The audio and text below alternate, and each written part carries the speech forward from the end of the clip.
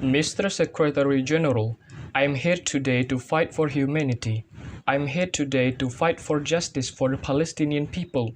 I am here today to call for an end to the violence and for immediate ceasefire to save the lives of innocent people, including women and children. The safety and well-being of mankind is always our number one priority. I'm sure that each one of us are touched when confronted with images of a 2-month-old baby injured and pulled away from the rubble as her family lay dead. The only question we should ask ourselves is, how much longer shall we let these atrocities continue? All of us know that this conflict is asymmetric by nature between Israel, the oppressor, the occupying power, and the Palestinians, the occupied, who are continuously being oppressed.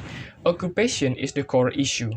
The international community owes the Palestinian people a long overdue independent state of Palestine living side by side in equal footing with all of us.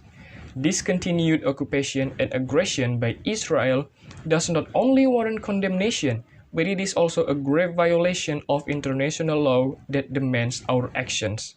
Thus, I call on the UN General Assembly to take 3 actions. First, stop the violence and military actions to prevent further casualties. At the same time, the General Assembly should demand for an immediate, durable, and fully respected ceasefire. All avenues must be exhausted to de-escalate the situation urgently, as we also support continued and relentless efforts by the Secretary General.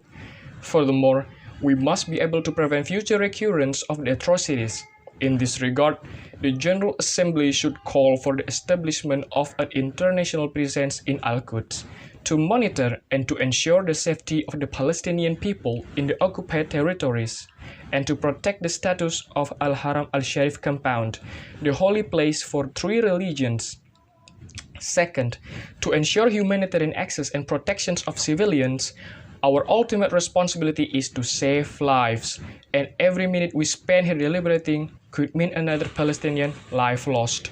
I call the General Assembly together with relevant UN agencies and other actors to step up efforts in providing humanitarian assistance to the affected Palestinian people. It must urge Israel to open and allow access for delivery and humanitarian aid, including to Gaza, which has been under siege for more than 13 years. Third, pursue a credible multilateral negotiation. Credible negotiations is very important to advance a just and comprehensive peace, based on the 2-state solution in line with internationally agreed parameters. The General Assembly has moral and political responsibility to ensure that peace negotiations take place. We must put a stop to the asymmetric efforts of the occupying power that may leave nothing left to be negotiated. We must not allow the Palestinians to have no other choice but to accept injustice for the rest of their lives. Therefore, we have to stop this injustice now. We have to continue our support to Palestinians to get their independence and justice.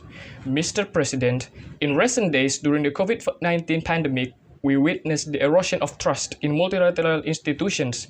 Today we hold this meeting with one main purpose: to ensure that justice prevails for the Palestinian. This meeting will be seen as a litmus test for multilateralism. We must remain committed and stand united in our efforts against all illegal acts of Israel towards ending the occupation in Palestine. We have to act now together. UN has to act now. I thank you.